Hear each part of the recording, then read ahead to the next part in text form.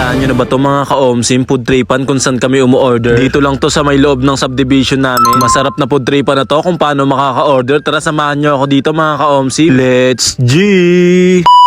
Ngayong araw guys, umorder nga pala ako dito sa may Sausage Chicks. Dito nga lang pala yan sa may loob ng subdivision. Take out, pick up, tsaka delivery nga pala sila mga ka-omsim. Ilalagay ko sa comment section yung full address. Bilis lang sila mag-prepare ng food kaya sa kanila ako umorder dito. Ngayong lunch na pagdesisyon na namin, umorder na lang sa Sausage Chicks. Talaga namang solid din talaga yung mga pagkain sa kanila. Order nga pala kami dito ng spaghetti, ng creamy carbonara. Meron din ham and egg sandwich, bagnet pares. Meron din chicsilog. Meron din chicken biryani, pancit canton na good for 2 to 3 person. Order din ako ng beef kare-kare, special sisig. Meron din sila dito mga chicken wings at mga nagsasarapan at mga refreshing na mga drinks nila dito mga ka-omsim na siguradong bagay na bagay sa food trip na makakain mo. Bago ko nga pala food tripin at omsiman yan, ito nga pala yung menu at prices nila. Pakipost na lang para makita nyo na maayos. Una kong tinikman itong ham and egg sandwich nila na talaga namang good yung serving. Hindi tinipid yung ham, sarap na ito ibagay sa kape mga ka-omsim. Sunod kong tinikman itong paborito natin, Pinoy spaghetti. Talaga namang manamis-namis yung lasa. Sobrang creamy at meaty itong creamy carbonara na meron pa kasamang garlic bread. Hindi dry yung carbonara nila kaya naman nagustuhan ko. Kaya naman itry nyo rin yan. Meron din sila ditong crispy at malambot na chicsilog. May kalakihan na rin yung manok, may toyo mansi pero masarap na to kahit walang sauce. Mas sumolid yung bagnet pares nung binuhusan ko ng chili garlic. Yung sabaw ng pares na yan ay nakabukod, hindi ko na napakita, manamis-namis yung lasa. At kung naghahanap ka nga ng chicken biryani, meron din sila dito niyan mga ka-omsim. Malasa yung manok, nandun yung smoky flavor. Binuhusan ng sauce, hindi ko alam kung anong tawag dyan pero ang sarap niyan, promise. Dati hindi ako kumakain ng chicken biryani pero nung natikman ko talaga namang solid pala to. Nag-order din kami dito ng pansit na may bagnet na good for 2 to 3 person. Marami na rin yung sahog. Ang sarap na itong pansit na to. Hindi maalat yung pagkakatimpla nila dito. Na kahit lumamig nga yung pansit ay masarap pa din. Mas pinasarap pa yung sisig nung binuhusan ko ng kalamansi. Sobrang crispy nung sisig. Meron toppings na mga chicharon. Sigurado akong mas masarap yan kapag may kanin. Syempre hindi mawawala itong beef kare-kare na talaga namang mismong sarsa pa lang ay ulam na. Malambot yung beef, marami yung gulay. Sa tingin ko nga kasya na to sa 3 hanggang 4 na katao. At masasarap pa nga yan kapag nilagyan mo ng kasama netong bagoong. Umorder nga rin ako ng flavored wings pero ang inorder ko itong bestseller nila na barbecue. Lasang lasa yung garlic dito sa garlic parmesan. At kung mahilig ka nga sa maanghang, itong spicy buffalo naghahalo yung konting asim, matamis at maanghang. Hanggang alas 12 sila ng madaling araw kaya kung naghahanap ka ng food trip ng 10 oras ng gabi, alam mo na kung saan ka o-order ha. Yan lang yan sa mga tinikman namin na bestseller nila. Talaga naman nagsasarap ang mga pagkain. Sa mga gusto umorder at magpa-deliver outside tsaka inside ng subdivision, ito nga pala FB page, paki-PM na lang. Dahil alam nyo naman, food trip at good vibes lang ang lagi nating dala. Muli, ako nga pala to si Ka-omsim. Maraming salamat sa inyo guys. Bye!